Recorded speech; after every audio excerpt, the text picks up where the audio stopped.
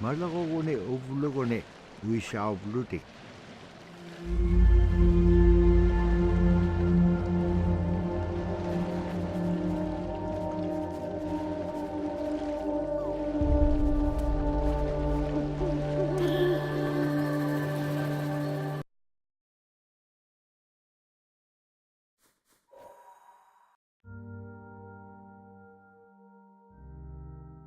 The scaredest I've ever been, I was 12 years old.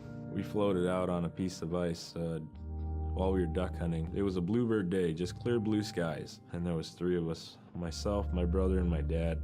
Next thing you know, we see this dark shadow on the ice. We look and it goes behind us.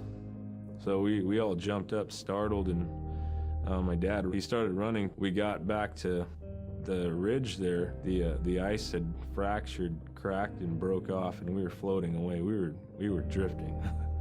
It was close enough to where my dad would have made it. He stopped and he thought about throwing us across, and if one of us was on the other side, we would be split up. So he stopped, and he just so happened to have a cell phone on him. 911 didn't pick up. That's the worst feeling in the world right there. 911 did not pick up. So he left a message because they record their calls. Once he had relayed that information, his cell phone died. That was the scariest moment I've ever had in my life. We were floating away and I thought we were left for dead. He kept calm during this situation. He's bringing out everything positive in this case. You know, I'm crying, my brother's freaking out. It went from clear blue to dense fog. Within a couple hours, we heard the chopper flying around, so they must have gotten our message. We thought we were saved, and then the chopper sound went away. So we lit some of the sled on fire. It's plastic. We thought black smoke in the fog would create some kind of marker. Chopper pilot had mentioned when we got rescued, you could see a glow in the fog, and he slowed down there, and sure enough, as soon as he slowed down, we got within visual. That was definitely the scariest moment of my life, was floating away and not knowing what the outcome was going to be.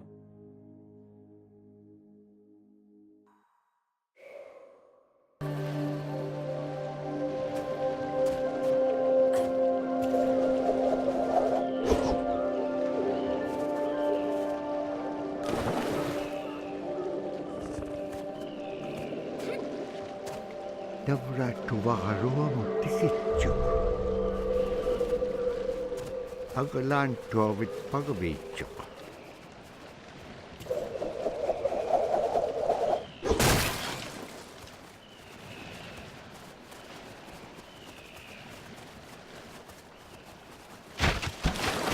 Siku nalunak tok kanok igilakaniyak tilanga.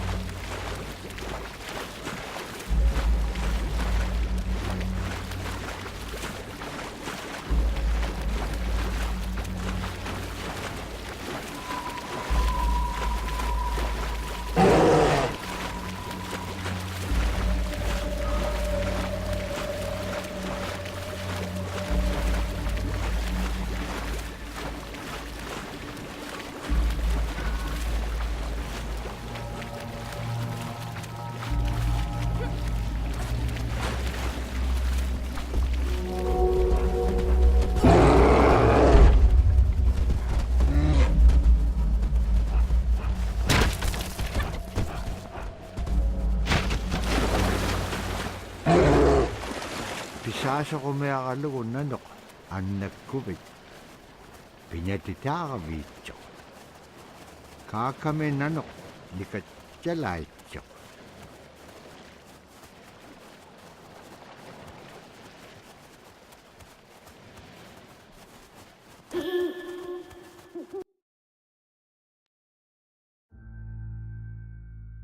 We're very much aware of the climate change.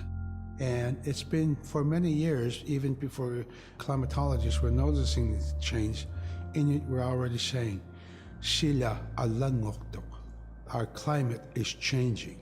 If the heat is going the way it is right now, for us it's going to be pretty bad. Different birds are coming, and they're coming earlier, and sometimes rain is more than what we want, because when there's more rain, we know it's going to melt the permafrost. In my time as a young whaler, when I was 9 years old, we're hunting from ice that was about 25 feet thick. And there was giant icebergs already floating, coming by. That was the first signs of a changing climate. Ice that never broke before was now moving.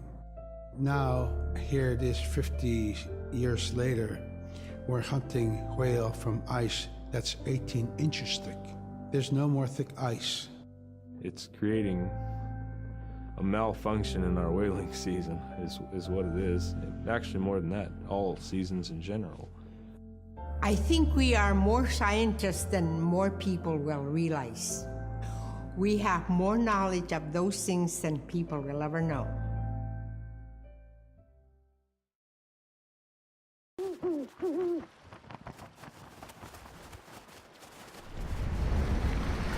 Agalan, taman nano na alaw.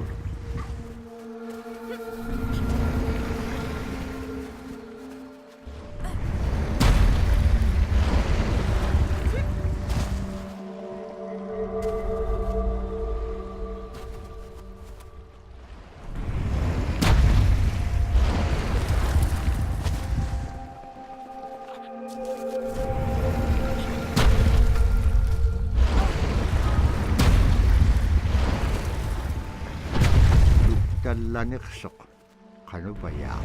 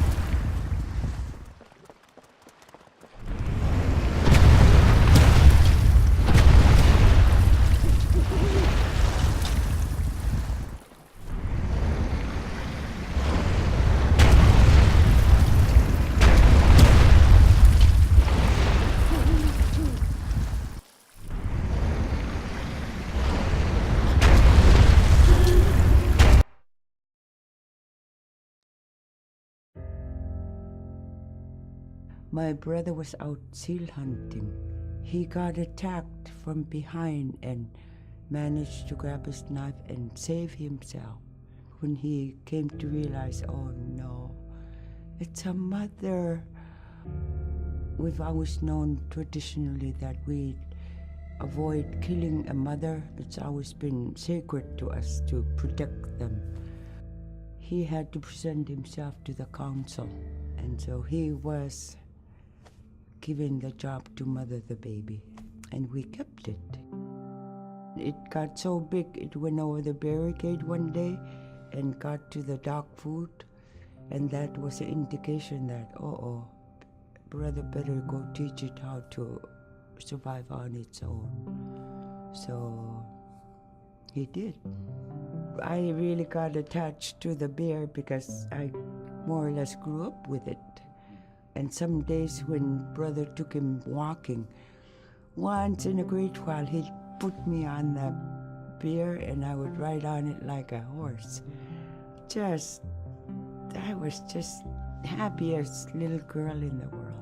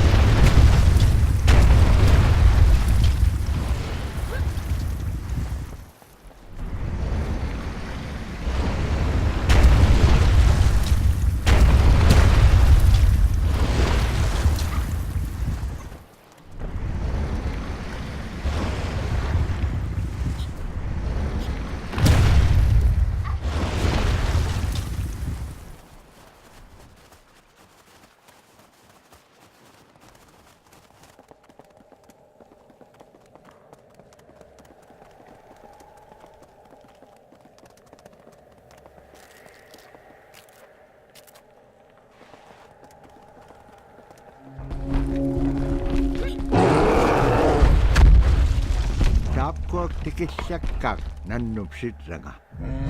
Asi piyumagilipik suakay. Tikisaktuak.